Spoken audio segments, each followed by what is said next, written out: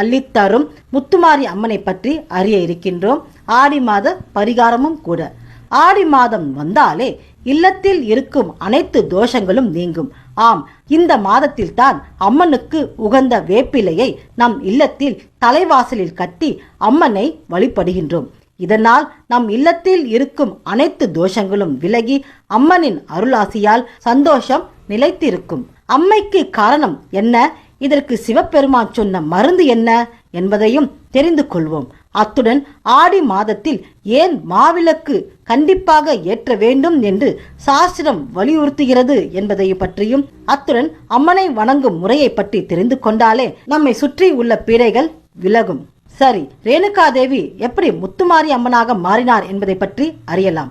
விதர்ப தேசத்தின் அரசர் ஜரவதன், இவருடைய மகள் ரேணுகாதேவி.